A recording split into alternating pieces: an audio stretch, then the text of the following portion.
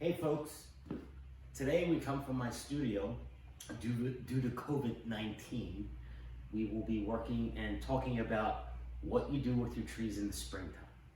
So anyway, what we're going to talk about today is fertilizers, what fertilizers to use, what fertilizers not to use, how to apply fertilizer to a bonsai, how to pot a bonsai that was purchased from another place.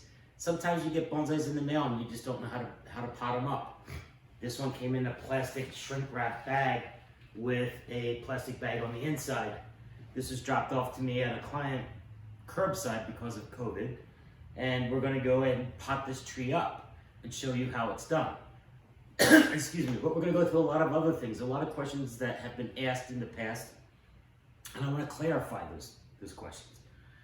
Some of those questions are, number one, the question I get a lot of the time is, when do I pick my trees up off the ground? When do I pick my trees up off the ground?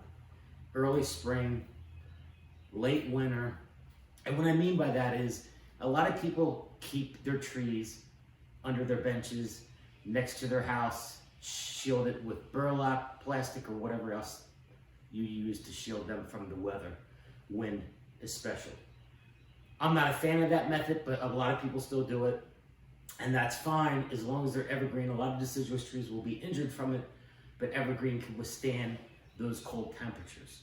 But anyway, I tell people all the time, as long as your daytime temperatures are in the 40s and the nights are in the mid, even freezing level, to put it out on your bonsai benches is not a bad idea. Especially if you have an enclosure.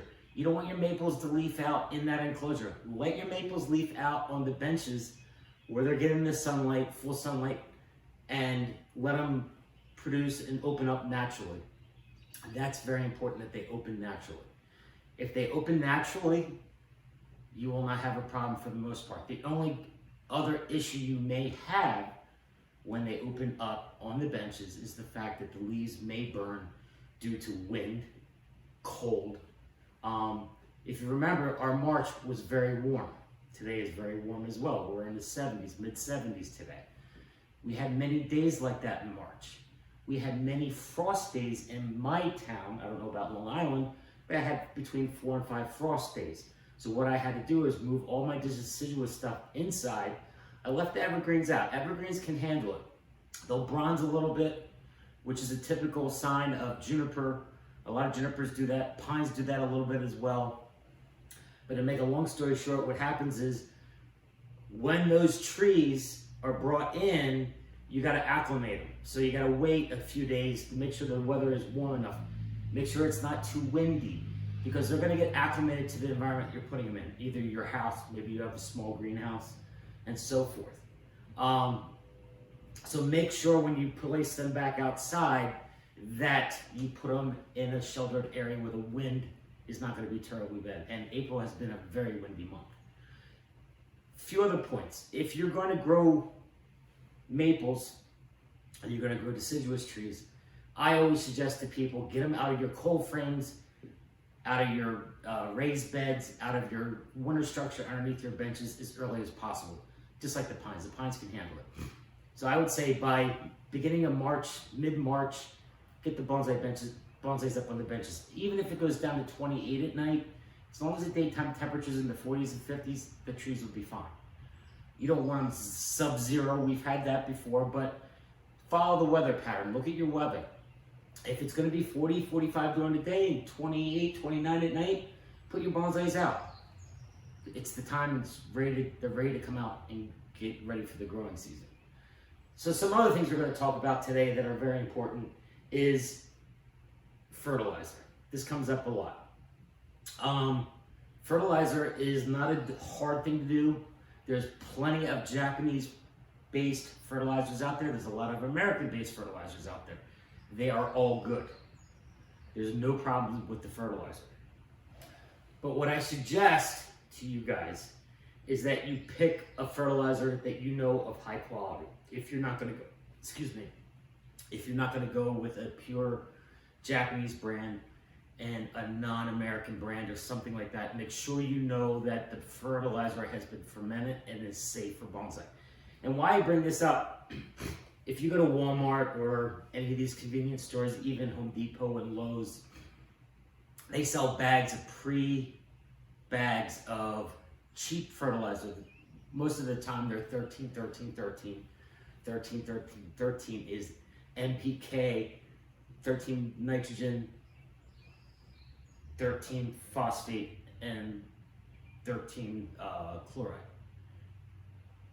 They make these fertilizers from a mixture of chemicals, sludge, chicken manure, horse manure. The problem is they don't ferment them long enough. Fermenting is a process where the actual fertilizer needs to break down so it's not so hot. And what I mean by hot is, if you go to the store, you go to a local farmer and get 50 pounds of cow manure or horse manure, and you go directly put it on your bonsais, you're gonna hurt your bonsais, if not kill them, because the fertilizer is too strong. It's not been fermented in a pile long enough. You need to let that fertilizer break down so that those nutrients in there are not as hot. Salts are one of them. Salt content's a big problem. Had a very good client, lost all of his trees, $60,000 worth of trees for using the wrong type of fertilizer on your bonsais. So again, don't skimp on on fertilizers. Use brands that are known and have been in the industry for a long time. I'm a big fan of Epsoma. Epsoma makes tons of organic fertilizers. They make Hollytone, which is for all acid-loving plants, acid-loving shrubs, trees, whatever. They also make a product called Plant Tone. Plant Tone is for all trees. It will work on all. So if you're always concerned that, hey, I have some junipers, I have some maples, I always get confused about which fertilizer to use. The fertilizer to use is Plant Tone, and or any of the Japanese ones as well. Just make sure when you buy it that they're listed for the plants that you're using it on. That's very important. So you have Plant Tone. How do I place the Plant Tone on my bonsai? Very simple, very easy. You take a little bag, which I have on the table here. These are from Japan. They don't have to be from Japan. And what I do is I take one of these out. There's 100 in a pack. You can buy them on Amazon, Walmart.com. Any of these places have them. And all they are is a bag, as you can see, an open bag on the top. And they have the old type of lunch bags, if you're old enough to remember these. The lunch bag, you put the fertilizer in and you flip the top over and it closes it, just like that.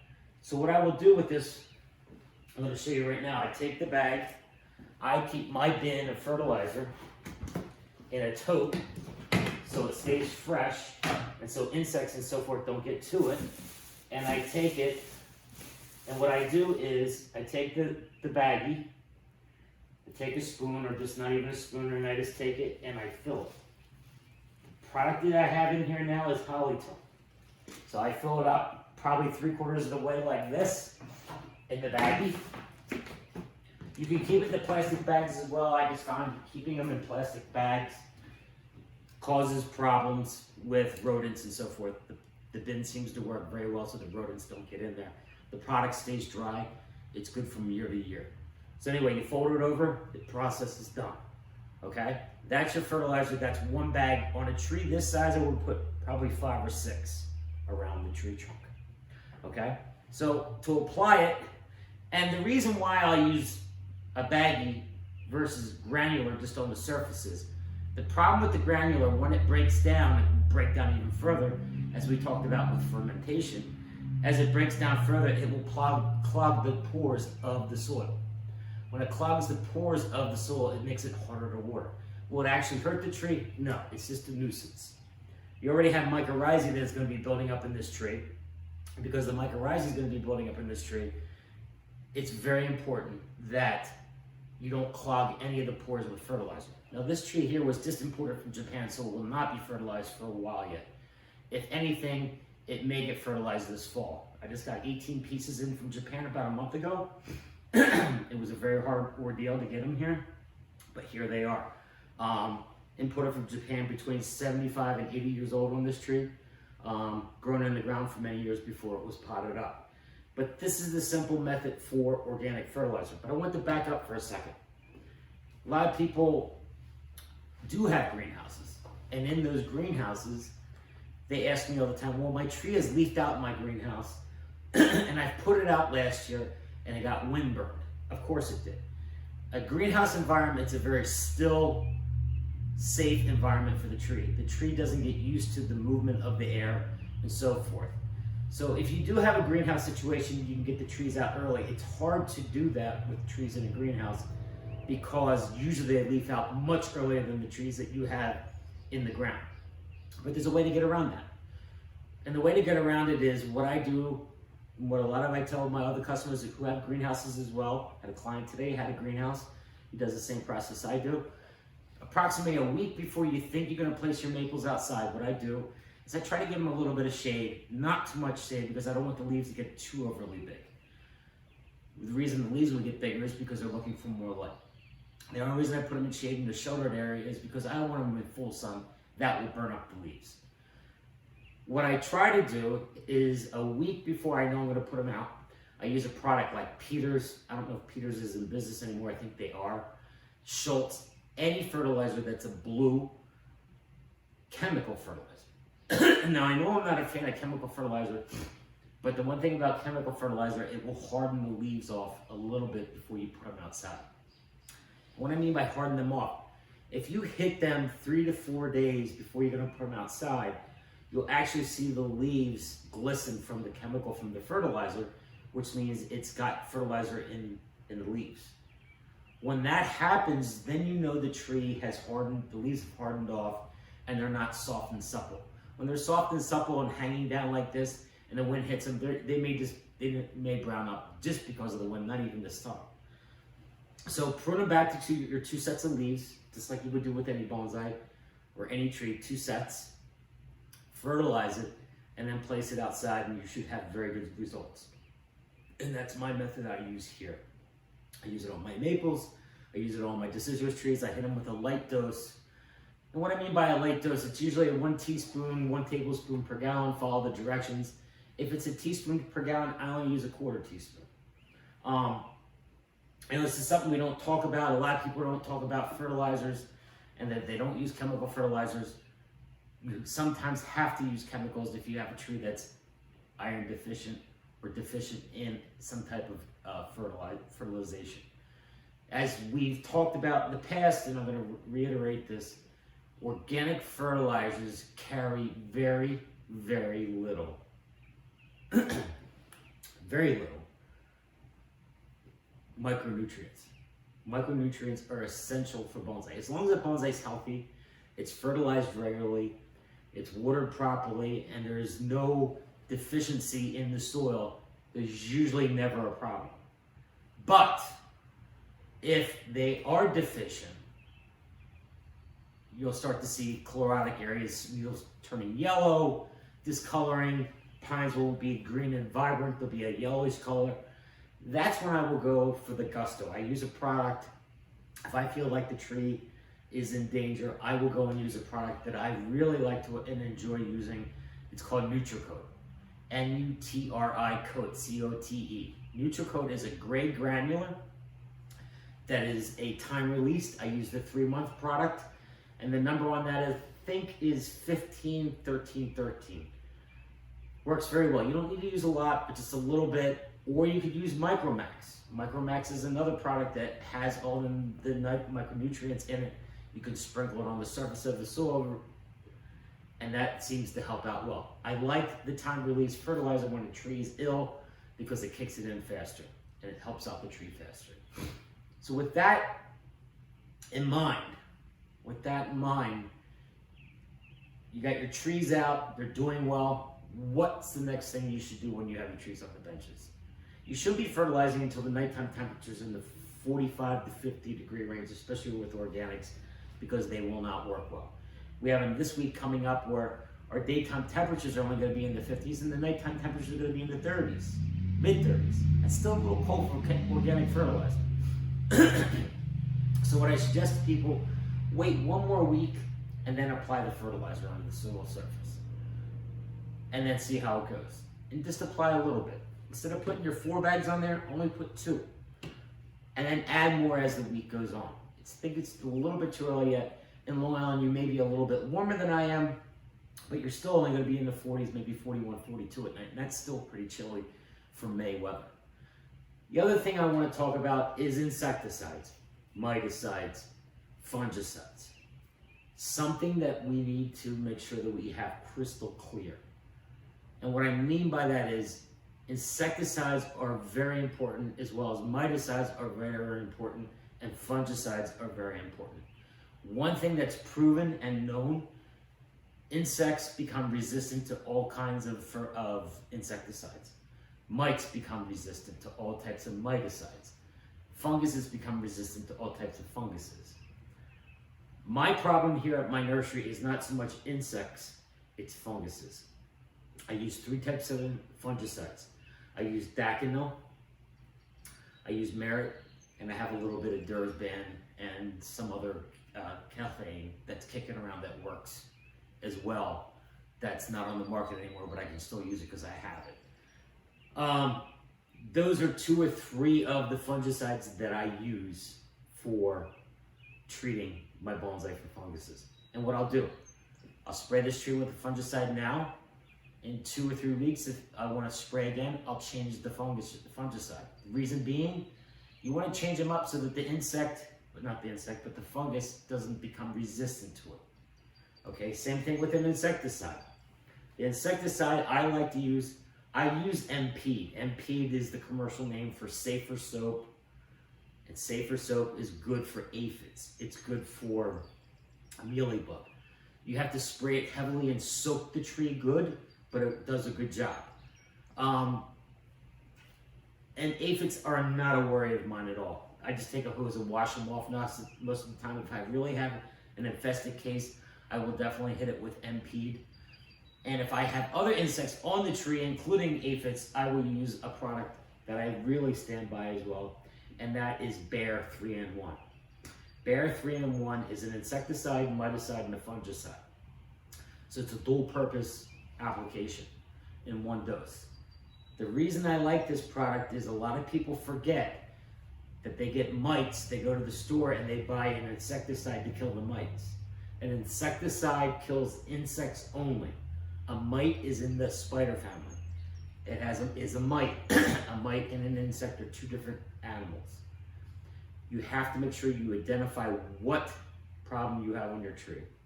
And once you identify that problem on the tree, you can go ahead and tackle the issue. I like using the 3-in-1 because if you do have a mite problem, it's a systemic, it lasts for 2 weeks.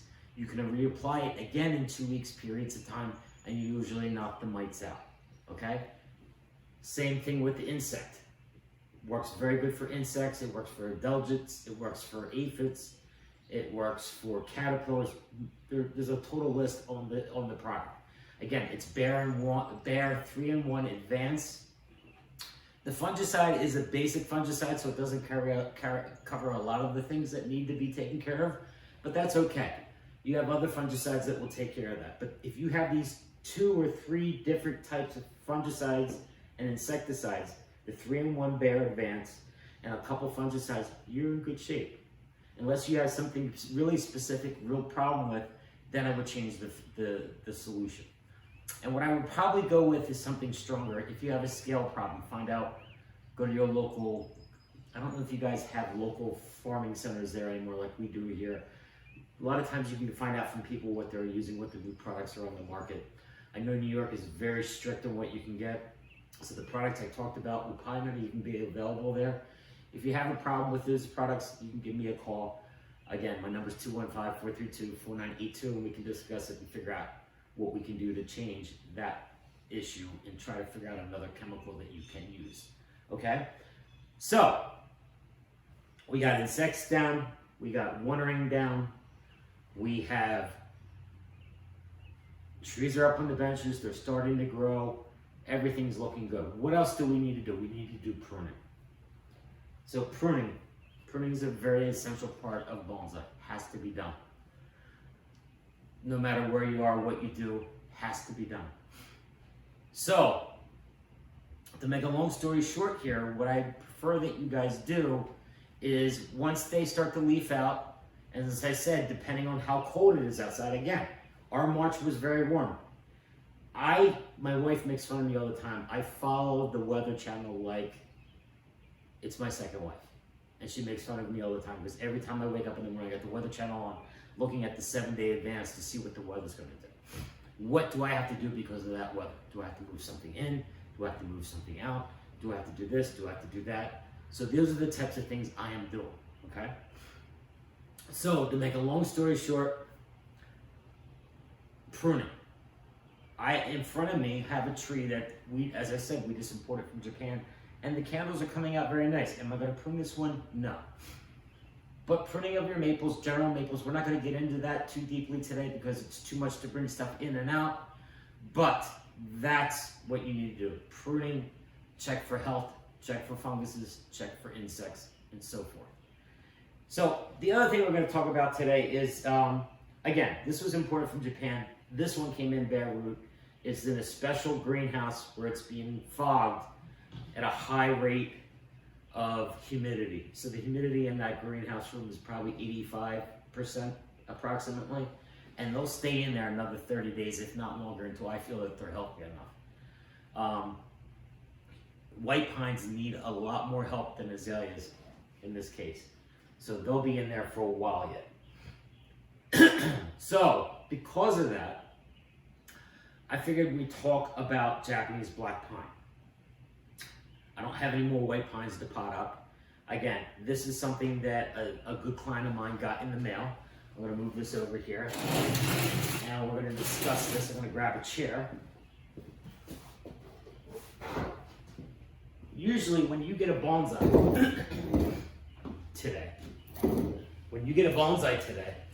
usually you get it in a nursery container, in a training pot, or you dug it out of Aunt Cindy's yard, whatever the case may be. I've seen a lot of different crazy things happen, but this tree here was delivered to this man, as I said to you, in a plastic bag with shrink wrap around the base. So he was very concerned what was inside there. His family is very concerned about him coming here with the COVID, so I told him I would take it into my hands and take a look at it and pot it up for him. The only other place that I've seen a tree sold this way was in Japan. So for that reason, we're going to open it up. We're going to take a look at the tree, take a look at the roots, and we're going to pot it up. But before we're going to do that, I want to talk to you guys about soils. I'm very adamant and very hard-lined about the soils I use. Excuse me. I used to use all the soils that are being used now. And I'm very stern on it. I spent 4.5 years in Japan. I see how they interact with the trees, the soils, how much better the tree grows, the response of the trees, so forth and so on. When I was in Japan, we used 3 ingredients for our main bonsai. The azaleas, Satsuki azaleas, we used 1 ingredient, and that was Kanuma. All Satsuki azaleas went into 100% Kanuma, and that was very important. So we had 100% Kanuma for the Satsukis, and we had a mix for the other bonsai, depending on the bonsai, depending on the situation. And the reason why I'm bringing this up is I have my 100% reasons why certain soils don't work. When I studied in Japan, prior to studying in Japan, I worked with a gentleman by the name of Chase Rose Bonsai Studio in Newville, Pennsylvania. Studied there before I went to Japan. I used to work there after school. I used to work there on weekends. I used to help him out, whatever he needed, mowing to pruning to repotting to whatever he needed. But my point here is this. I was new into it, so whatever they did, I followed. I had no idea what I was doing. I was just a normal Joe, just like you guys are. But after going to Japan and studying the soils and seeing why our soils are a problem, I started to see the issues. So my biggest gripe with soils is the use of bark in soils. For many years, and still it's being used in the bonsai world, Fir bark and redwood orchid bark have been one of the main components in your bonsai soils. And hear me out on this. I know a lot of people are going to push back on this, but hear me out on this. There's two main problems with them. When I was raised and taught to take care of a bonsai, I would repot it. We'd fill a tub with water, and we would add our special Super Thrive, always Super Thrive, because we wanted to make sure the tree recovered well, and we would soak it. Well, when you soak soil, especially when it has pine bark in it, either fir bark or orchid bark, what does it do? It floats to the surface. I didn't think any of it at the time. I had no idea. So after further studying in Japan, when I got back, and after using, again, the three components I used in Japan was akadama, hiru, and kiru. Kiru is a black sand, which literally is a black lava.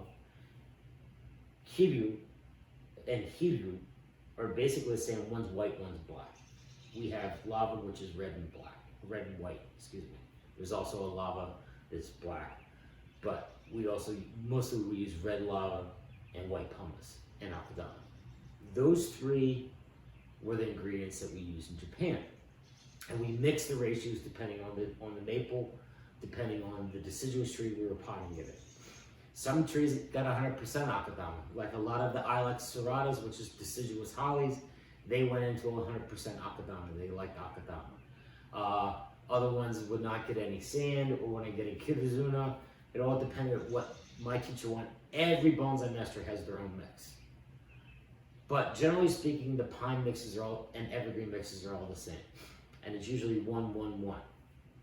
So when I was there studying, I saw the root growth, the massive amount of root growth in 4 years.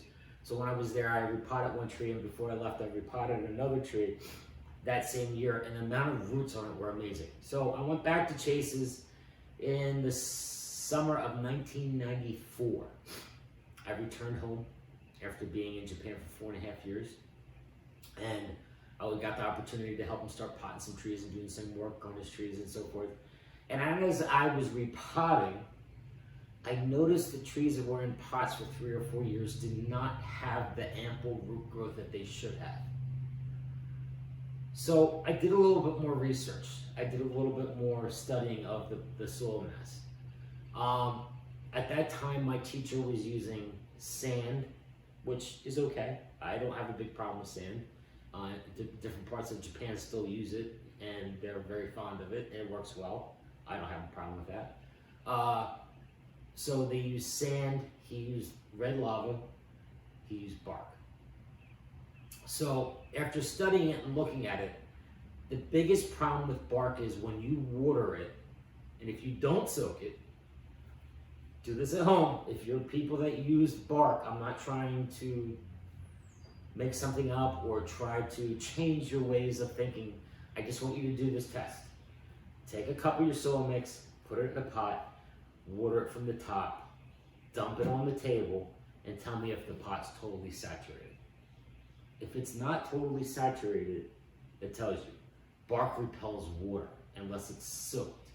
So if it's not soaked in a tub, it will not take on water. Problem is, once it dries out, and it should dry out in between waterings, especially pines and evergreens, you will have that dried, flaked area where water can't get to because it repels water. That's one problem with bark that I dislike. The second problem with bark is, everybody knows this in the orchid world, when bark starts to decompose, it robs nitrogen. It will rob nitrogen from your pines, it will rob nitrogen from your junipers. On a maple, it's not going to make that much of a difference. If you're putting it in a maple bonsai, the only problem I have, it shields water. I'm not a fan of soaking bonsais, and hear me out on this, there's a reason why. So, my suggestion to you, if you're not willing to go with akadama, I would suggest that you stick without the bark mix. Go to a sand lava mix, pumice lava mix. You have to do more watering, but you can apply moss coverings like this to make it easier for the tree to recover. And why I'm so stringent about this is what I found out when I was in Japan. We always watered the trees from the top. Because when I first got there, my first year, I was totally scared, nervous, didn't know what was going to happen. I was looking for the bin to put the bonsai pots in the water, and they said, no, we don't do it that way. So I said, okay. We'd be up late potting bonsais. We put all the bonsais on the benches, and we go and hand water them with a can. Each bonsai got 10 watering cans of water. And my job was to water them, but there was one other job I had. The drainage hole on the bottom the water had to run clear. Drinkable water, they used to say to me, drinkable water. And the reason behind that is, I never understood why. So roots will go after muddy areas in the base of the tree. You don't want that to happen. You don't want roots going to areas that are muddy. You want the roots to grow into the soil media. You want to prevent the circling of roots, which is almost impossible because you got to cut them back every other year anyway to reduce the roots because they grow so quickly. That's okay. That's understandable. But when you have a muddy situation in the bottom of a pot, something that you need to rectify. That's really something you need to rectify. So, to make a long story short here, water from the top, get rid of your bark. I'm not an advocate of the turfus either. If you want to add some turfus, keep it on the light side. If you can find larger grain turfus, I'm not advocating for it, go ahead and use larger grain turfus. That is much better, in my opinion, than bark, because bark will cause issues. There's a lot of other issues with turfus as well, but there's another product out there that you can use instead of turfus. It is a product that's made for floor sweeping. It's made by Napa, and I'm drawing a blank on it. I have a bag of it over there. I'll go read the bag so I can tell you what it is. It is it's not a fired clay like kitty litter. It's not that type of clay. It's a different natural product that they do break up, and it works well for bonsai. And I've been adding it to my pre-bonsai to see how it works, and I'm going to keep using it to see how it goes. So with that being said, I have to grab a couple things, and I'll be right back to the camera. But we're going to go ahead and repot this again. There's many different types of soils that you can use. This is the soil I'm going to be using today on this pond. This is an Aoki blend. Aoki is now out of business. I don't know if they sold the business or they're just totally out, but there will be another maker of bonsai soils that will make a pre-mixed bonsai mix. So I'm not worried about that. So these has all the components in there. It's already sieved. It costs more money, but your root system on the tree will do very, very well. So this is the soil we're going to use on this pond today. So what I'm going to do is I'm going to get everything I need ready so we can pot this up.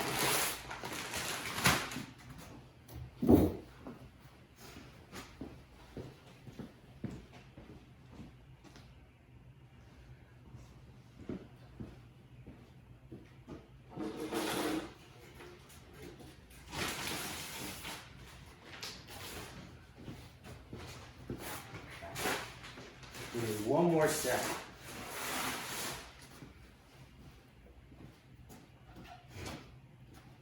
Okay, now I have everything. So, that being said, I really don't know what the roots look like. I'm gonna go ahead and take a look now.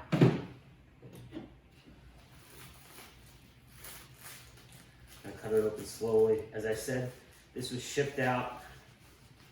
The gentleman just received it. It's in just a regular potting mix. So it may have been in a nursery pot, I'm not sure.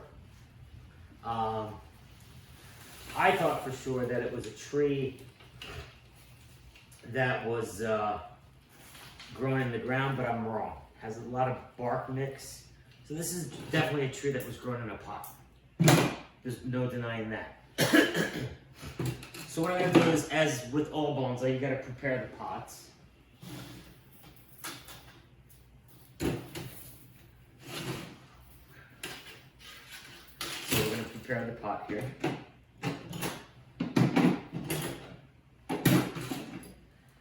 You're gonna use aluminum wire in it. You could use anything you want. I'm gonna use a larger size drain hole than normal because I want the tree to be aerated.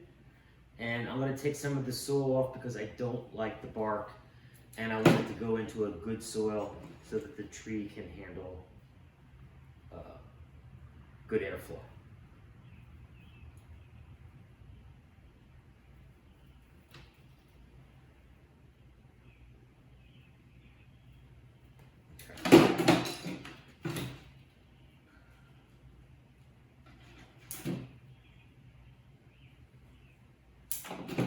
Okay, so again, screen in the bottom, very typical. I make my butterfly in the bottom of the pot, push it down into its spot. I take my other wire. I need a thicker piece of wire like this. Excuse me for 1 second.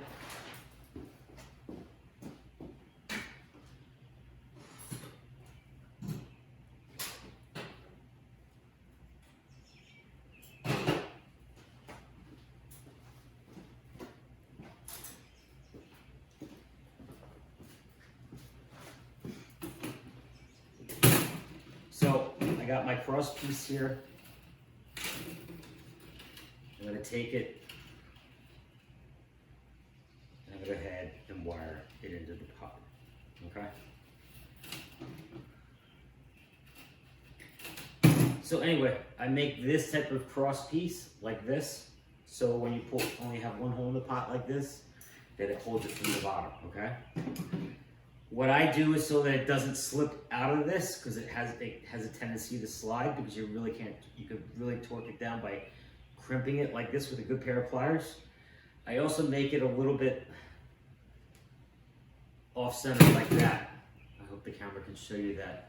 You can see that little bit of a bend there. That way it doesn't come off the wire. Place the wire up to the bottom.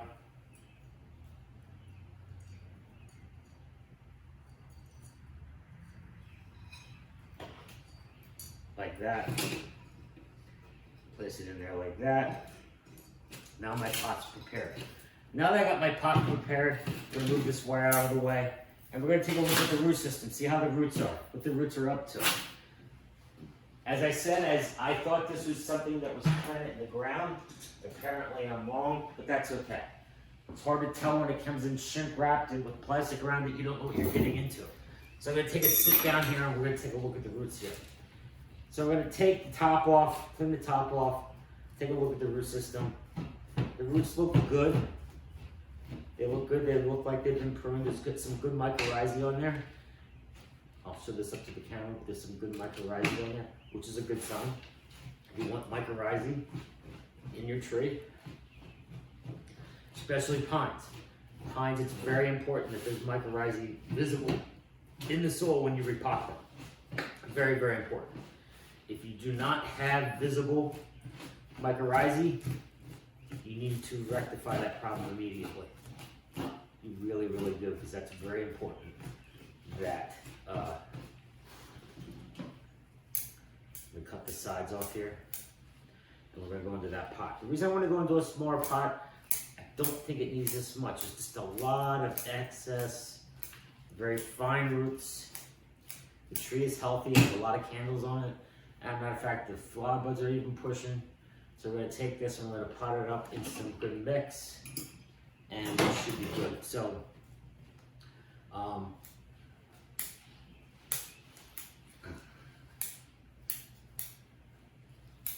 cut this back like that, get it cleaned up.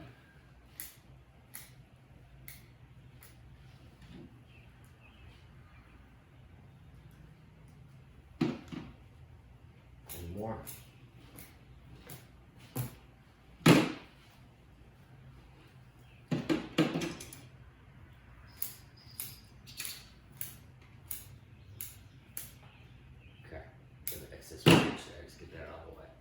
So at this point in time, just to show you one bad thing about this tree. My gut feeling on this Japanese black pine, I could be totally wrong, but my gut feeling is that there's wire still embedded in here. It's gonna be hard to see from the camera, but for right in here, there's a scar here. and there's a massive lump here, and you can see there's a lot of movement in it. That is a tall tale sign that the tree was wired at one point, either placed in a pot and just allowed to grow to become thick, which is fine, but if they would have removed the wire, it would have been even a better tree. Down the road, future will cause a problem. It's possible, not 100% sure. Hopefully it doesn't cause a problem, but if it does cause a problem, that's something that you can work on and deal with, okay? So that being said, cut it off like this, clean it up like that. I'm gonna move my soil out of the way here. And I'm gonna place it into this pot here. As far as front goes right now, I'm not too worried. I'm just worried about it's good and healthy.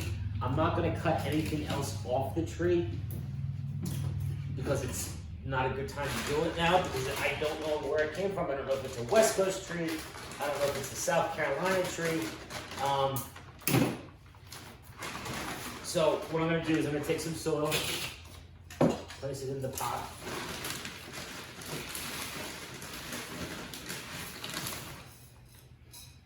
Soil's in the pot. Place the tree in the pot, wiggle it around a little bit so it matches and connects with the soil on the bottom. I'm gonna take it and run the wire over the top like this. Now, I always use pliers, or sometimes I do my old method, and I'll show you how to do that later. It's a little bit difficult to do it on the video.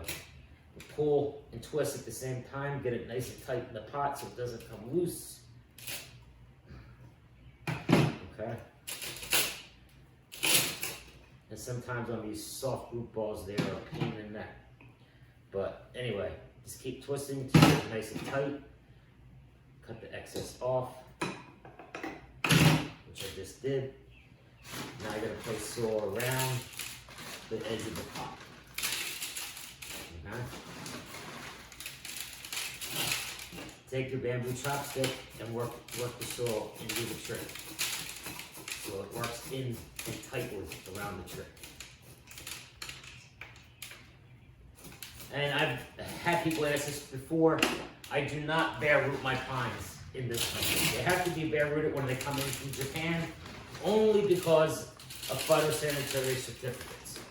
And because they're worried about nematodes and other insects coming into this country.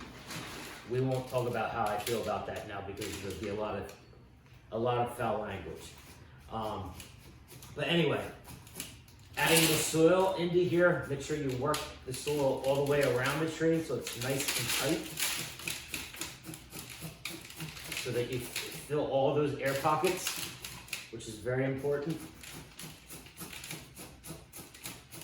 Just like that.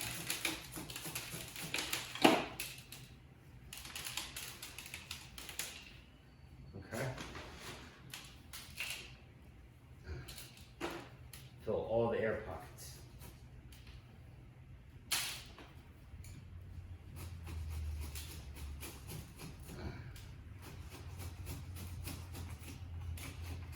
Still a lot of air pockets because I can still see soil going down inside.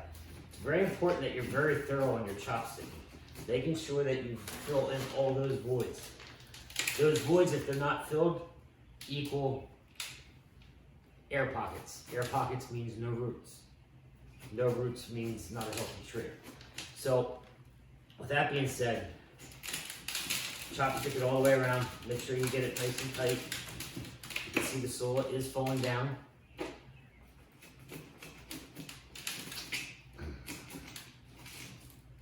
And I like to push it in a little bit so that it opens those voids up a little bit so I can get in there better.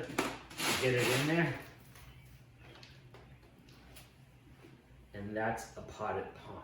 So what I'm gonna do now with this tree, now that it's potted, I'm gonna water it very well, of course. And after we're done watering it, we are going to put it outside and let it grow. Will I candle it? I may candle it a little bit. I'm not gonna style this tree. I mean, if I was just gonna take it and put it into a nursery pot, maybe I could have styled it this fall or this time of year. Didn't want to do that. I wanted to see the roots. I want to get the tree acclimatized into a good bonsai soil, which it will do in this pot. This is just a run-of-the-mill Japanese pot. let it, get it established in there. It's nice and tight, as you can see as I wiggle it. It's nice and tight in the pot. And I'll fertilize it probably pretty soon. I'll let it recover for a couple weeks, and then we'll give it a good douse of fertilizer with the bags, and put the bags on the top of the plant. And again, put the bags on there, and I put the hooks in there so that they don't get blown over. Plus the squirrels, and if you have dogs, that's the reason for tying them into the pots with the hook. So that is it for the black pond. So this we talked about because a lot of times you get stuff in the mail and you don't know why it comes this way. In this case, it wasn't a nursery pot. They didn't want to send a nursery pot. And what they did was they decided to put it in a plastic bag and then shrink wrap it. The potting, the shipment of the tree was very good. I was very impressed with the root system. There was no major issues. I think they did a good job. So we're going to discuss something else next. The next thing we're going to discuss is your tropicals.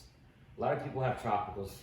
A lot of people have them inside their house, and they always complain. They always look like crap at this time of year because they dump leaves. Because the reason tropicals don't do well in this area is because we don't have consistent 12 hours of sunlight every day like they do in Florida. The closer you go to the equator, the higher that possibility comes. We have our longest days in the summer and our shortest days in the winter. When it becomes shorter days in the winter, the trees are not used to that. So you can supplement light, but it doesn't always work. So we're going to discuss what I do personally with my tropicals to get them ready to go outside. So I'm going to move this out of the way, and I'll be right back to the camera.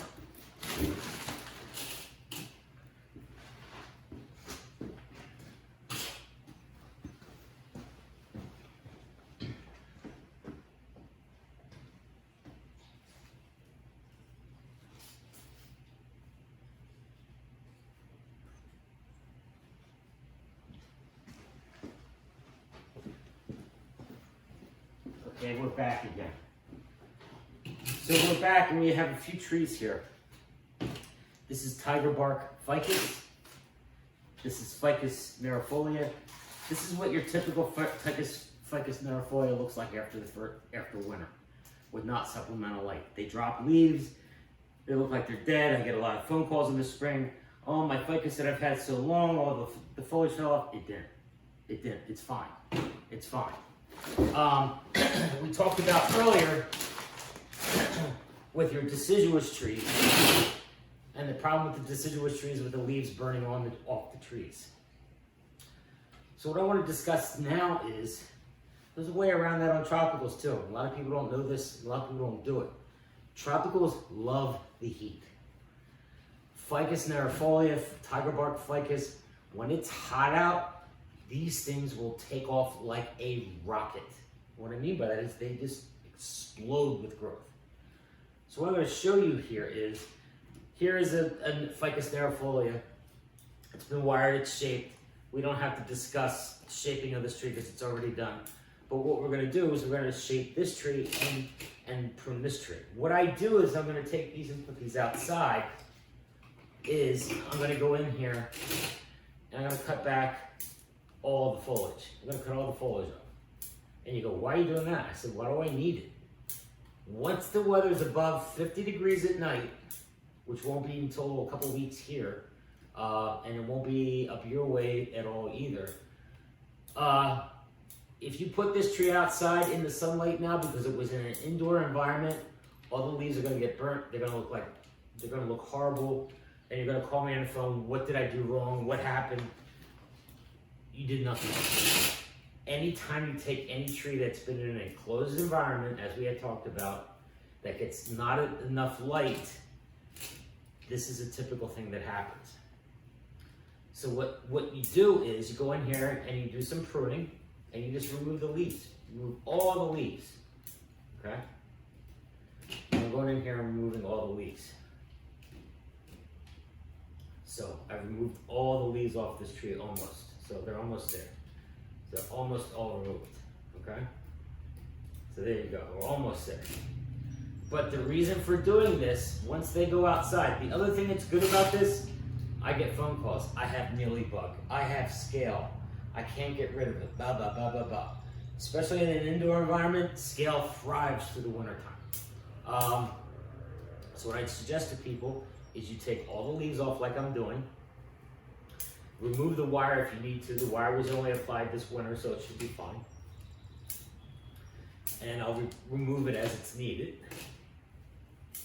I'll take all the, cut all the foliage back like this, clean it all up. And then if I have a scale problem, if I have a mealybug problem, why does this make it easier? Because there's no foliage on it, so I can see that. So what can I do to make it easier to get rid of them? Take a toothbrush and wash them all off, scrub them off. So take a scrub brush, little toothbrush, old toothbrush. I'll just go in there and I'll scrub them all off so that they're not there anymore. They'll just all die. That's your perfect way to get rid of your mealybug aphid problem, scale problem. Because scale, like other insects, like to hide underneath the branches. It's harder for them to hide when there's no leaves because they don't like sunlight. And removing all this foliage like this, when you put it outside, your foliage on this tree will reduce by half on all trees. Not all tropicals, but on this tropical it will for sure, no problem. I've done this to Sarissa. I don't grow Sarissa anymore, but I do grow Ficus nervifolia. It's one of my favorites. Another one I like, it's a South African species, which I was just in South Africa and I got to see a lot of great specimens of it, is Ficus burkdavii. Ficus burkdavii is a South African species. Because it's a South African species, it has to be on the dry side. It doesn't like it wet.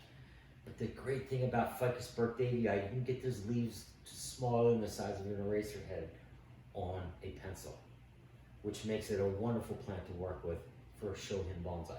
And again, you guys know I like small bonsai. So anyway, with all the leaves removed, the great thing about this, you can see the structure of the tree, all right?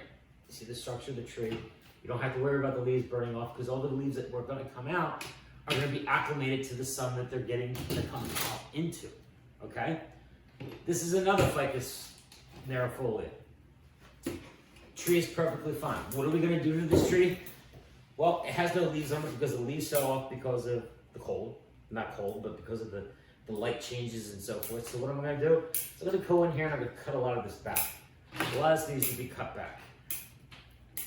Open it up, thin it out, clean out. If there's any dead in here, make sure that I clean it all out. And let it re-sprout again. Again, the reason I let it re-sprout again is because I'll get better ramification, I'll get better leaf size, and I can start to shape it. The other good thing about Ficus nervifolia, and I thought I'd bring up tropicals in this one because we don't usually talk about tropicals. The reason I brought up tropicals is because if you do have them and if you do this process, this is something you can do in your house, I would say 3 weeks, 4 weeks before you want to put them outside. You know, you can cut it back. Even if they start pushing a little bit, it's not going to be that much and you will not have any problems with that. And just go through here and clean this all out. Clean it all out. Clean it all out. And I'm being harsh with it because this is totally overgrown and it needs to be cut back. And they're very forgiving on cutting. And we'll make a better bonsai out of it when it's cut back. The reason I like Ficus nervifolia, it reminds me a lot of azaleas. They can be cut back different time of the year, but the same concept. Like maples, just go in here and clean these all out, put these all back and make it a nice thick tree.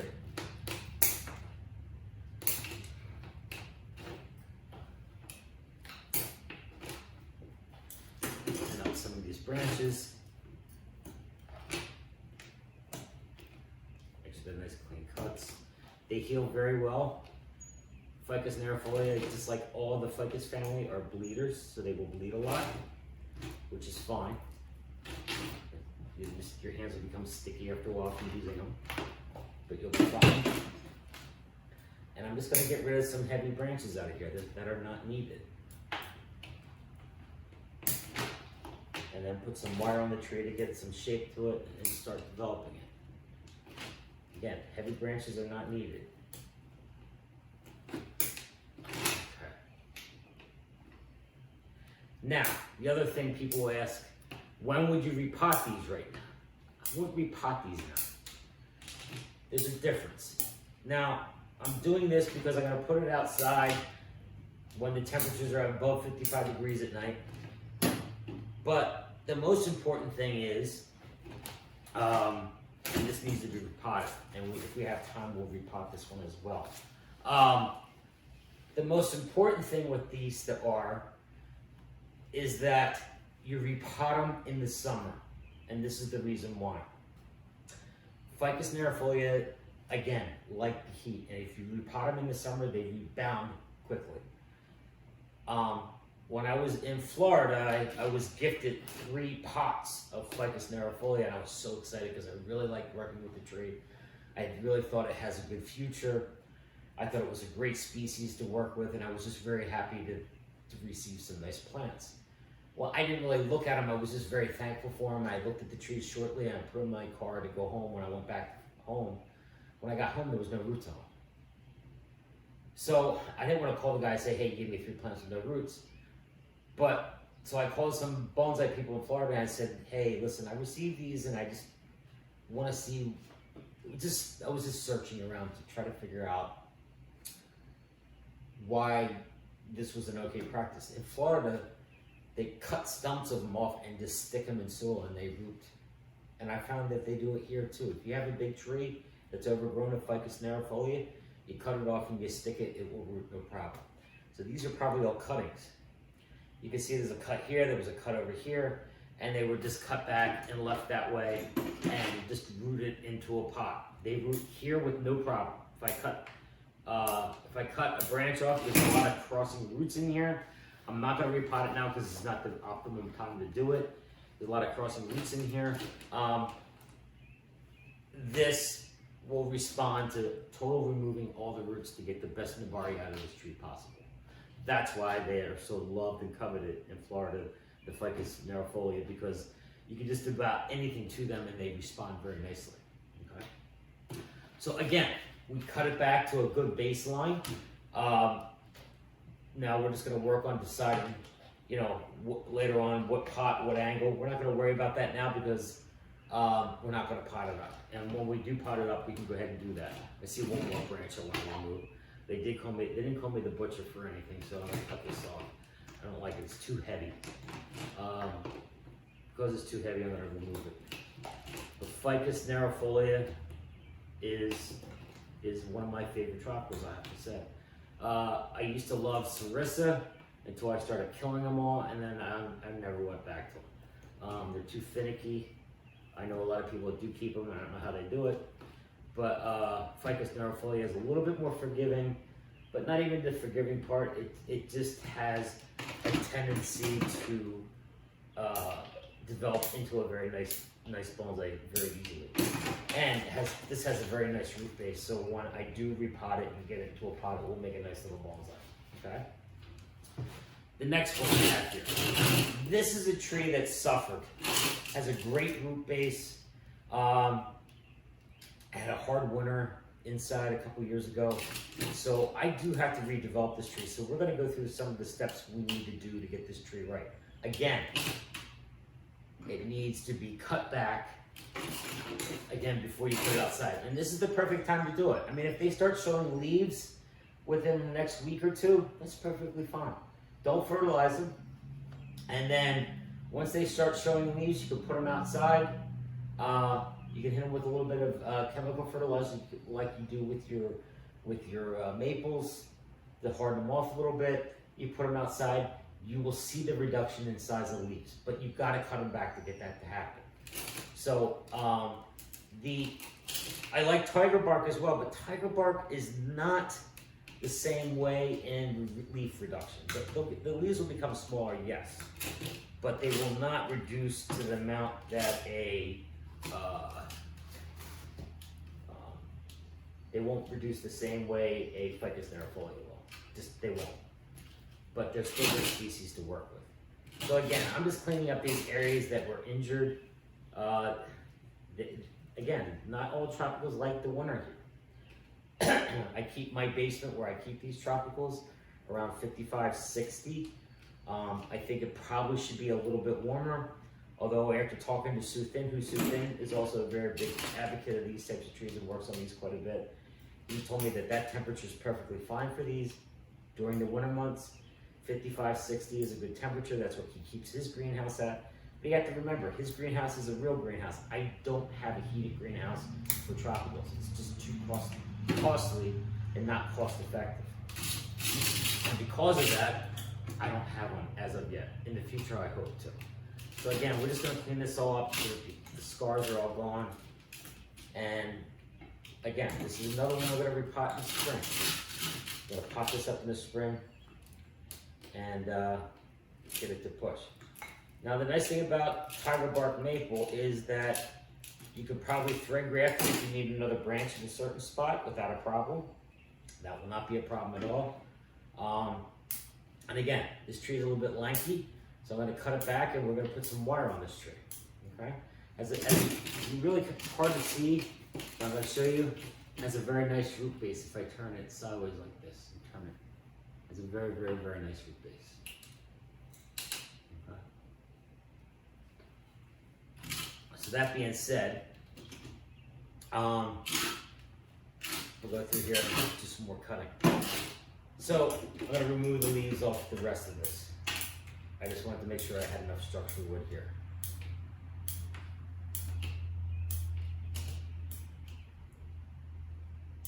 This is another thing I was going to bring up with tropical bonsai. A lot of people don't realize this. What I learned in Florida really floored me, and it makes sense. Tropical bonsais do not like akadama. And you're going to go, why? Tropical trees don't grow in, do not grow in clay-based soils. They're sandy, humus, loamy soils with maybe a small percentage of clay, but very little, because you think about Florida. Where's Florida? It's all sand. So with that being said, I was blown away. So I asked them, what do you use for soil? And they told me that their mix was, a lot of guys down there just use, some guys use bark, which I explained the bark thing to them why I didn't like it. But they use, nobody uses, excuse me, no one down there uses kitty litter or turfus because of the heat it breaks down. And they find out with akadama as well. It breaks down, it does not hold up very long. So because of that, what they use in Florida is a product called, they use a hadeite, one of them. They use lava, which is another one. They use pumice, which is another one. And they use a local sand too that they say that really works. And to be honest with you, I potted this ficus this last summer in a very fine Japanese pine mix that's very coarse, with very little akadama in it. And I want to see how this tree kicks this year. I want to see if it's going to push like the others do. So it's kind of an experiment to see if it's going to work and see what the problems are, to see if I can identify what they're talking about. They say the trees just don't grow well in akadama. They stop growing. They don't put the growth on, which I find so hard to believe because, God, I personally believe Ficus nervifolia would grow in air if you just give them a little bit of water. That's how forgiving they are. You get some water here.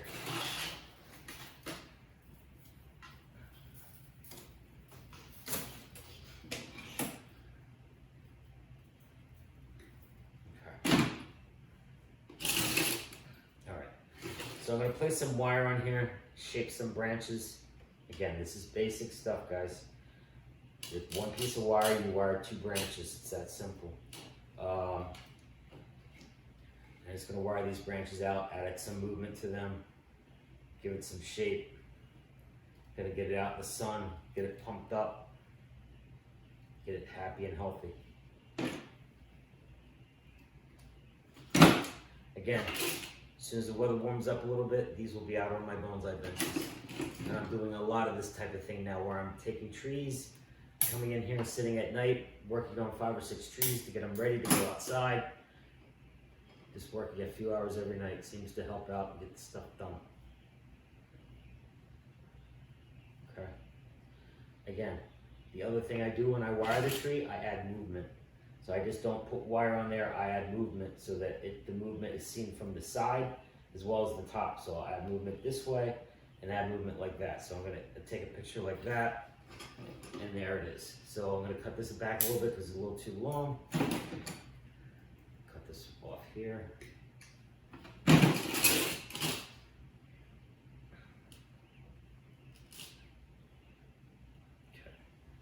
So I'm going to continue to wire here and shape. Again, the basic concept falls for these guys with any other bonsai.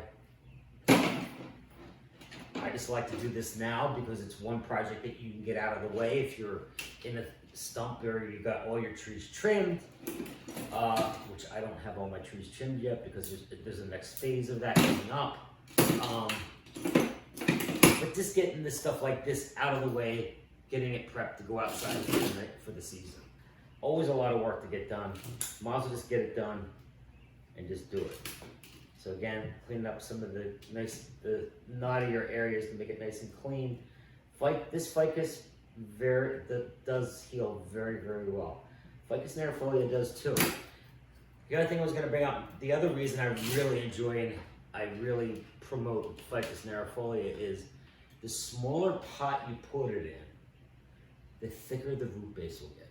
So if you notice how this root base is thick here, in time, if I repot this every couple of years, that root base will actually come almost to the edge, to the point where I have to get another pot because it won't fit anymore.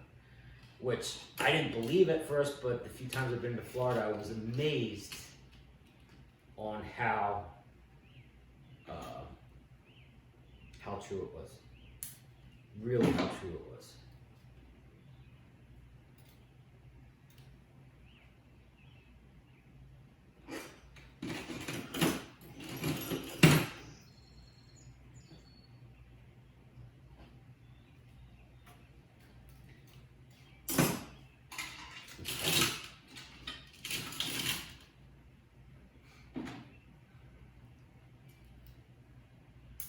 Again, cutting it back, putting wire on it.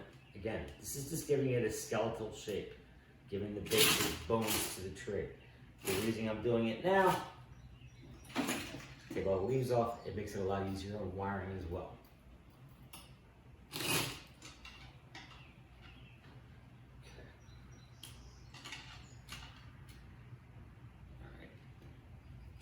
So now that I got this tree almost wired,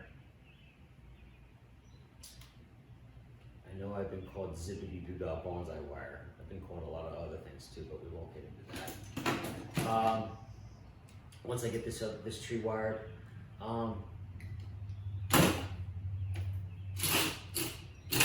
we're going to talk a little bit about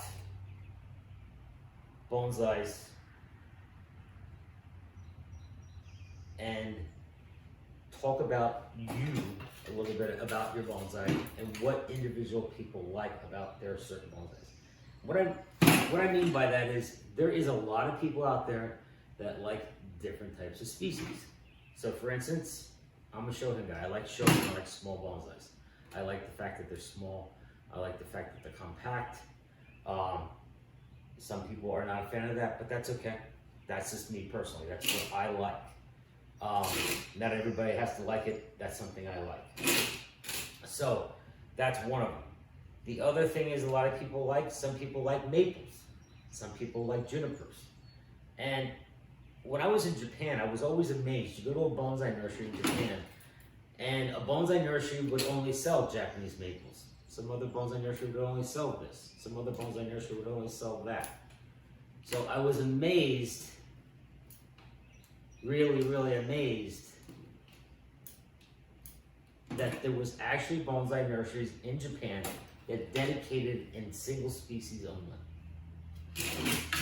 And what I mean by single species, there's many bonsai nurseries in Japan, especially in Kunuma Prefecture, they only grow Satsuki azaleas. You go to the nursery, you may find a maple here, you may find a pine there, but for the percentage of what the trees they grow are all Japanese Satsuki azaleas.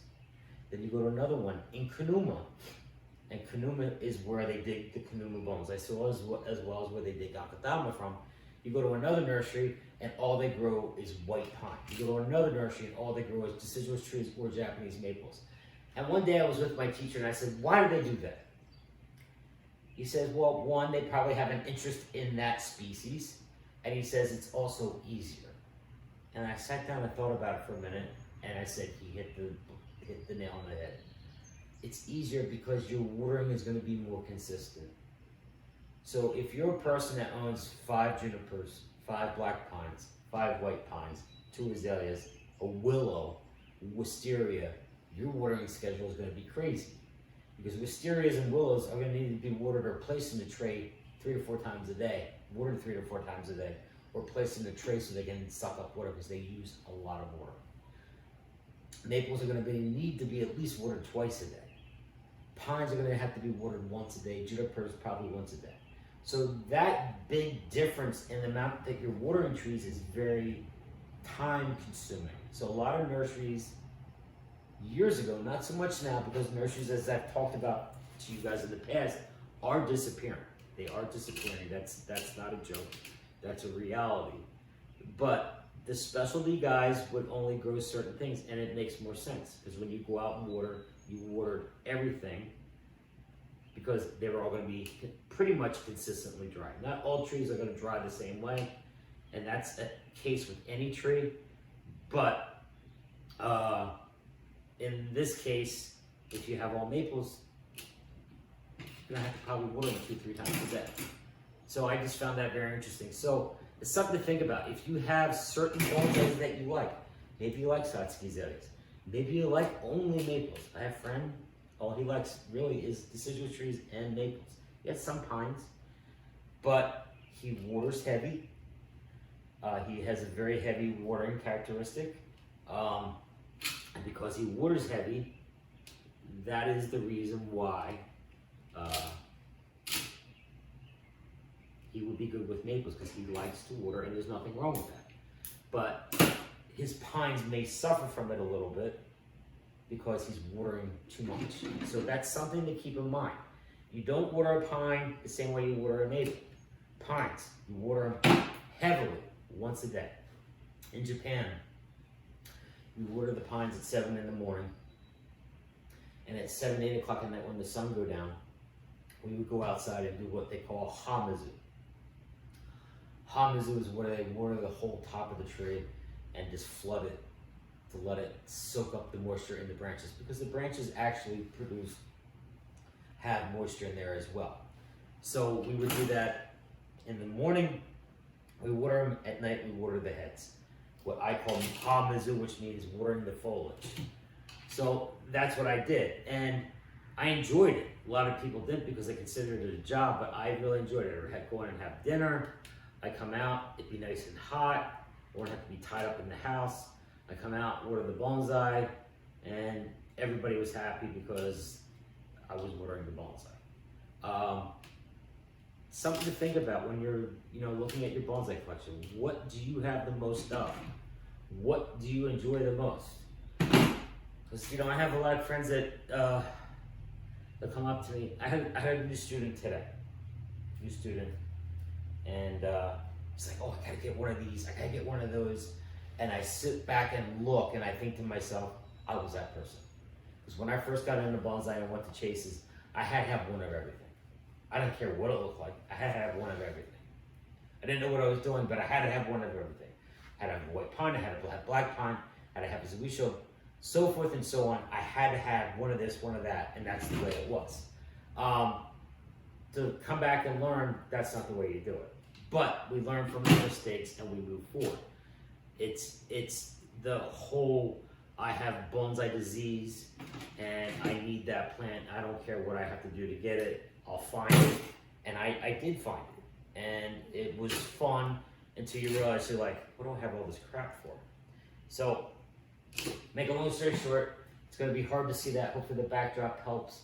But I've configured this tree, reshaped it a little bit, and we're just going to let this tree recover as well. So if you give me a few minutes, I'm going to go grab another tree. We're going to take a break so I can clean this table off, and we'll start back with another tree to work on.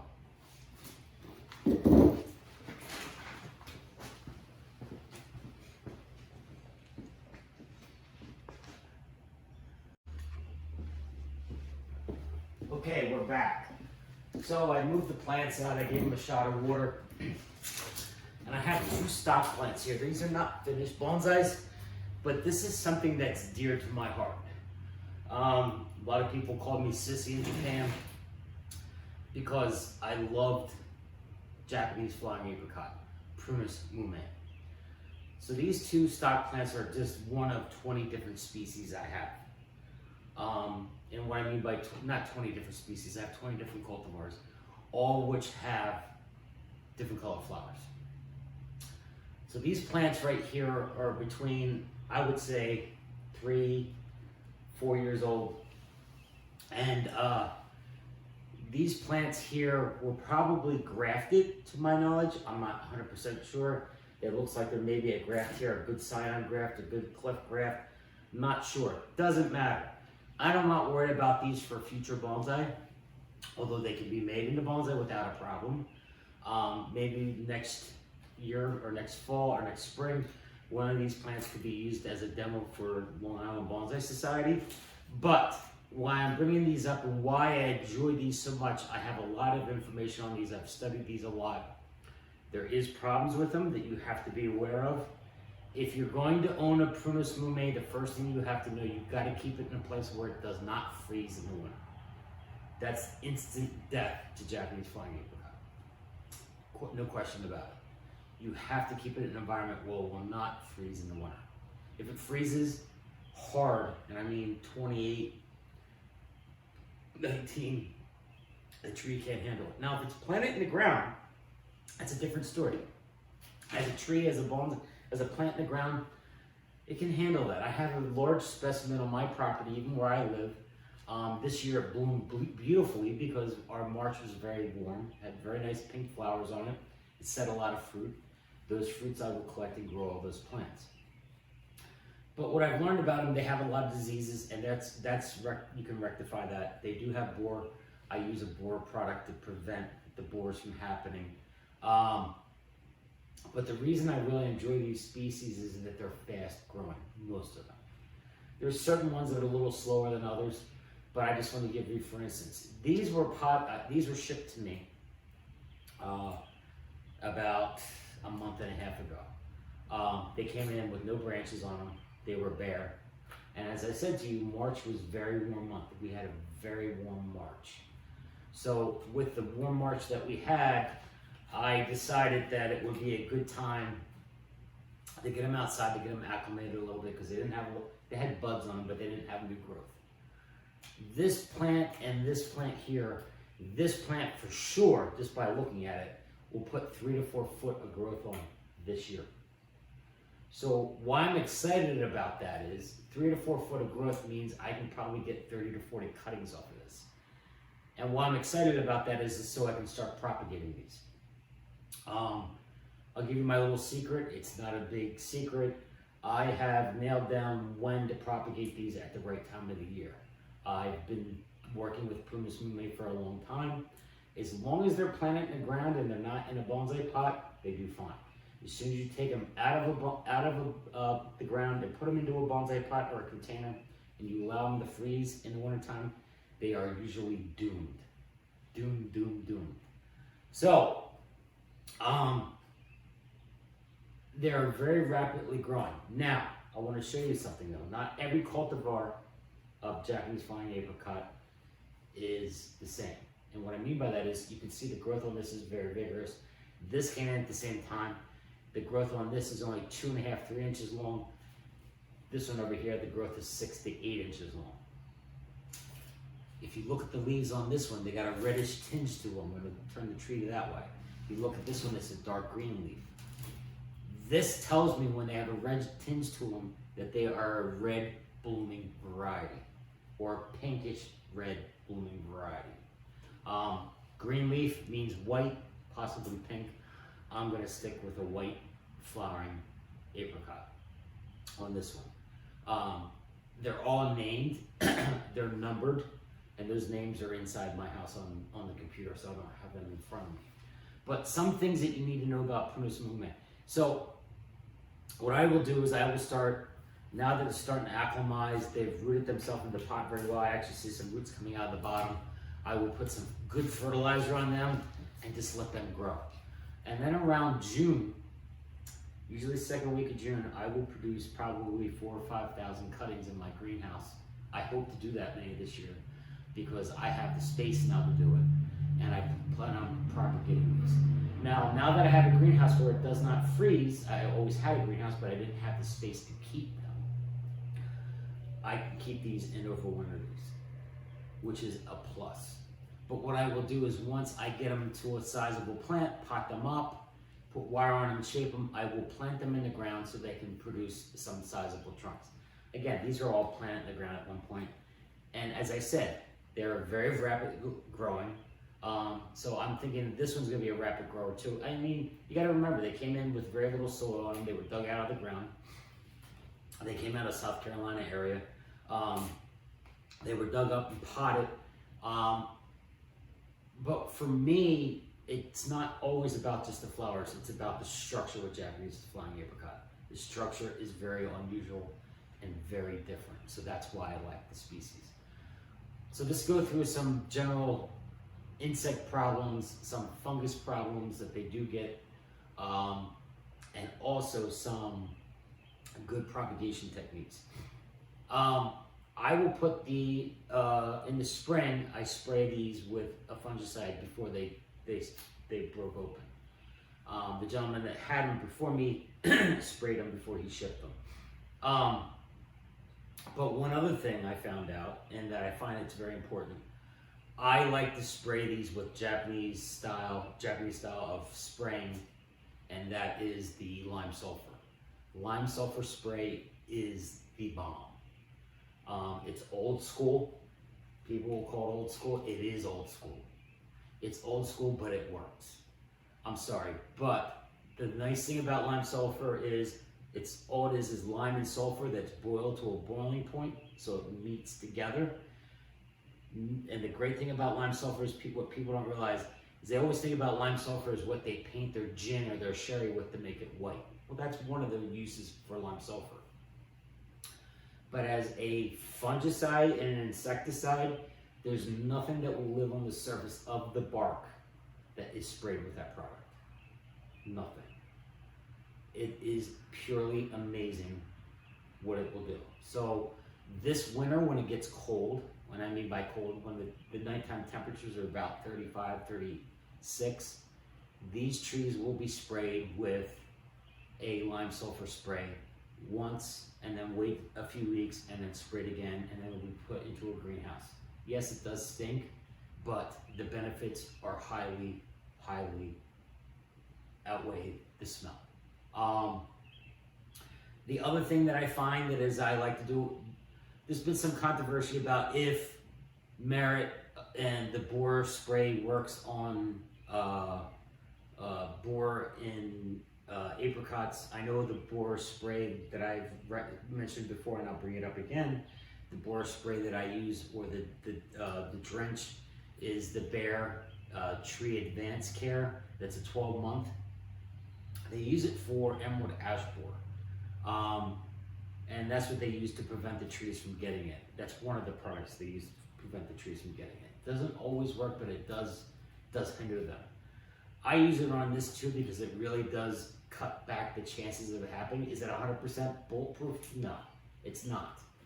But your other options for using an insecticide that would take care of borers are very toxic. And there's not too many left on the market, and they've become very, very sparse out there. So if there's any way that you could use the Bayer 12-month tree care, it's the way to go. I personally believe it works well. Some other problems with them, that's why I like to do the lime sulfur. They get peach leaf curl, They get stem blights. Again, as long as you spray a good fungicide and you rotate your fungicides, you will not have a problem with these. But I expect this tree here, the bark is very nice. As you can start to see, it's starting to bark up. A lot of flowering apricots don't do that this early, but this is already starting to bark up. It's got really nice growth on it. I'm very impressed with this. So what I plan on doing with these is to let you know, as I told you, I was going to propagate. So what I mean by propagate is this. So I plan on taking these plants and placing them in my greenhouse on a mist bed. And what I do is I take cuttings that are approximately 6 to 8 inches long, 6 to 8 inches long, and I cut them straight, right below a node. And I use a product, liquid rooting hormone, which works very well, and that's what I'll be using on the trees. So with the with that hormone, I will dip it for a few seconds, take it out, and stick it into a perlite mix. The perlite mix will work very well. It's very porous. The mist will be on consistently every minute for 15 seconds, and maybe even more intervals than that. The idea with the mist over the leaves is that the leaves don't desiccate. And what you want to happen on the bottom of the stem is you want it to callus. Once the callus formation starts, you're on your way. Once the callus formation starts, you are good. And then once that callus starts, it roots itself in. By September, the leaves start to turn and they drop their leaves. You got a good set of roots, you pot it up next year and you give it some good fertilizer and it will take off. And at that point, I will do some wiring on them, and that fall I will plant them in the ground for future bonsai growth. Again, planting them in the ground, you're going to get your best growth out of them. Again, if you look at the tops of these trees here, they get cut off. Now I know a lot of guys that are growing these, if they want to listen to this video, you're more than welcome. I know everybody's trying these in different regions on growing them from cutting. They're not impossible. You do have to use lime sulfur to keep these going. You do have to prevent them from freezing over the winter, or else it will kill them. As far as the cuttings go, it's time sensitive. Not every region is the same time. My region for doing these is semi-hardwood in June. When it comes second week of June, that's when I know it's time to do these, and I only have like a 5-day window where I have to put them in. I'll do these Japanese maples, and I'll do some other species as well. But I plan on doing quite a bit of cuttings this year, see what happens. But this is them, and this is what I enjoy. So, from what I understand, in Japan, there's over 330 varieties of Japanese flying apricot. So that is just amazing to me. There's ones with multiple colors. I do not have that species yet. I have a red, I have a white, I have a pink. I have one with pink and white flowers. But enough about the Primus Mume. Let's get on to the next topic. So, anyway, we talked about fertilization, what to use for fertilizer. Let's recap on that quickly. BioGold, any of the Japanese fertilizers, as I've been told in Japan, all fertilizers are the same as long as they're high quality. They all work well on bonsai, all good. All right, so you got the fertilizer down. You put it in your little baggie. You can get, I don't care where you get them from, Amazon. You go to China yourself and pick them up, that's fine. That's what you want to put them in. Put them in the baggie so you don't have to sprinkle it on the surface. I do not like sprinkling on the surface. I like to put it in the baggie so it stays put. And on top of it, it doesn't clog the pores of the soil. So, Epsoma's plant tone, Epsoma's holly tone, and the mix that I made, which I think I didn't mention this earlier, we're going to go over that mix. And I do make that later in the year for my azaleas and my pines, and that's very easy to make. That's 11 parts cottonseed meal, 5 parts bone meal, a half a part of muriate of potash, and I mix it together and I let it ferment. But I also add a little bit of liquid 7 so the insects don't get too bad, especially the flies.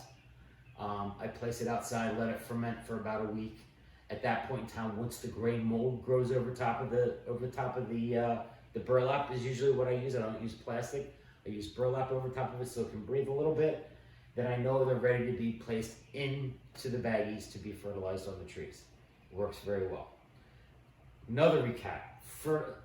We talked about fertilization. That's very important. Again, that's what I recommend. You can use other products. There's Good Earth. There's a ton of different fertilizers out there. Again, read the package. Does the package say that the fertilizer has been fermented? I mean, there's a lot of good fertilizers out there today. I don't know. And anytime I buy a fertilizer, I'll buy a small bag and I'll do a test run on a couple of nursery stock plants. And the reason I do that test run is I don't want to put it on a good bonsai to go to find out that it's hot. And what I mean by hot, we talked about this earlier. Hot means that it's not fermented enough. You go and put it on your plant and you destroy your plant. So I'll sprinkle a little bit here, sprinkle a little bit there. And on nursery stock, I'm not too worried about. I'll sprinkle it on the surface. And when I sprinkle it on the surface and I see that the tree is responding to it, it's growing, then I will start using it in my bonsai mix. I don't have time to do that. I like what I have. I trust Epsoma. I don't have stock in the company. I just like the results that it gives. It's a very, very good product. And if you're on a budget, a 40 or 50 pound bag of Epsoma is a lot cheaper than buying the Japanese brand stuff, which is just as good, but it costs you more because it's got to be shipped here from Japan. So with that being said, that's everything for fertilizer. Again, we're going to go over insecticides. Insecticide, miticide, fungicides, okay? So 2 fungicides that I use is Merit, number 1. The second one I use, not Merit, I'm sorry, let me back up for a second. It's not Merit, I'm drawing a blank on it, but that's okay. If you have a question about the fungicides that I use, you can call me or shoot me a text, 215-432-4982. I'm drawing a blank on that right now, but I use 2 to 3 different types of fungicides. I use 2 to 3 types of insecticides, and I use only 1 miticide because there's not too many miticides left. I do not, and I repeat, I do not use any oil base. I do not use neem oil. I do not like neem oil, and I will refuse to use neem oil. If you want to use neem oil on tropicals, that's fine. If you want to use neem oil on a Japanese maple, that's fine. I've seen too many problems with neem oil suffocating and hurting pines. Stay away from it. It's not always that good. It may be safe for the environment, that's fine. But don't put it on a bonsai that's been growing for 40 or 50 years. It can kill it. To me, it's not worth it. So that being said, I prefer that you use something like safer soap. I know a lot of guys use horticultural oil. They use a lot of other types of things. But I really do think that it is important that you watch the chemicals that you spray that are organic based or eco-friendly, okay? Eco-friendly doesn't mean it's always gonna have a phytotoxicity problem. And when you have phytotoxicity problems, then that becomes an issue. So with that being said, the other thing we talked about was moving your trees out from underneath your benches. Again, as I said before, you have to watch and follow the weather. Look at the weather. What's going on with the weather? Is it going to be cold, real cold? Is the nighttime temperatures 19 and the daytime temperatures 28? That's too cold. Don't worry about it. But people call me and they text me, hey, can I lift my trees up out of the soil and put them on the benches? And I ask them if they're not in leaf, absolutely. If they are in leaf, maybe you need to protect them inside. Again, everybody has their own way of overwintering their trees. You know, with plastic coverings on the ground with mulch around it. Some people use hay. People just use plastic or burlap around the edge to create a windbreak. A lot of people have different methods. My methods are different, but that's fine. But again, to reiterate, if you're going to bring your trees out, make sure the daytime temperatures are in the 40s. The nighttime temperatures, if they're 28, 26, it's not going to hurt them. It's really not. It's not going to be that much of a swing of fluctuation in temperature. Now, if it's 19 or 18 or 16 out, yeah, don't bring them up yet. Again, the number for putting them on your benches is daytime temperature 45, 50, nighttime temperature between 30 and 20, 28. You should be totally fine by doing that. And by doing that, you're actually going to help the tree because it will give the air movement. You can clean the mulch off the top of the soil. If you use mulch, you can clean off all of the hay and so forth, and just get it all cleaned up. Okay? So that's what I would do. And that's when I would do my first spraying for the year. Again, it's going to get colder. So a lot of people call me and they say, hey, my maple doesn't look that good. I, within the next week, start pulling in my maples inside. So the maples are inside the house or inside an area where they're protected. If it gets windy and your leaves on your trees are very delicate yet, they will burn. And it's not because of sun, it's because of wind. And April has been the opposite of March. March is usually the windy month. April is usually the warm, rainy month.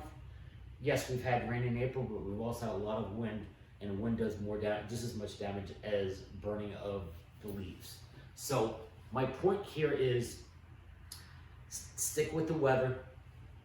Again, if you do have a question, you always can contact me via text. The other thing we talked about is repotting. Your repotting can be done at that time in the spring as well. Repotting, akadama, lava, pumice. I know Long Island Bonsai Society brings in all those components for their members, and I think that's a great thing. So you have all those supplies available for you.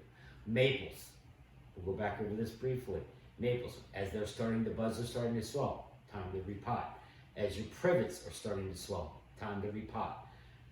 Do the things that are important right now. Your pines, if it's not too late, they may be too late at this point, but I always do tell people this: do your maples, do your deciduous, do your pines next, and the last thing you can do, and you can do it throughout the year, is your junipers. Don't do your junipers in early spring. Junipers have a very fine fibrous root system, and if they are disturbed and left wet for too long, they will suffer. So I have always liked repotting my junipers in the midst of summer.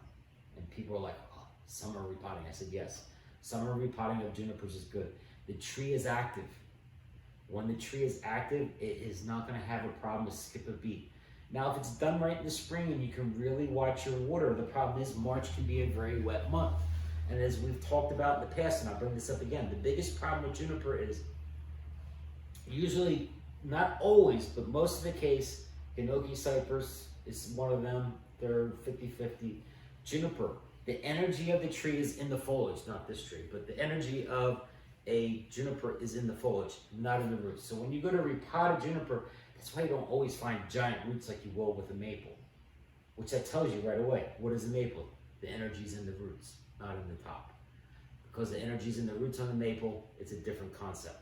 On the juniper, the energy's in the foliage and not in the roots. So when the tree is not actively growing and you go to repot it in the spring, which you still can do, you just have to be very careful on watering. I would water it once and let it dry out to allow the roots to search. Allow the roots to search into the soil. Thing is, if it doesn't get warm, those roots can sit there for a long period in time until it's warm enough till junipers start growing. Right now, my junipers have really just started really perking up and started growing with this warm weather today. It's amazing how much growth they put on. It's just a matter of days. I mean, I've had trees that were sitting there with their leaves closed, and within the last 20, 30 minutes, they've just all popped open. So I'm very impressed with that. But I wanted to thank the Long Island Bonsai Society board. I want to thank the Long Island Bonsai Society for letting me have this opportunity to do this tonight. I did it at night because it was quiet. Again, if you have any questions, you'll always contact me by text, by phone, by email. My number is 215-432-4982. Thank you very much. Have a good night.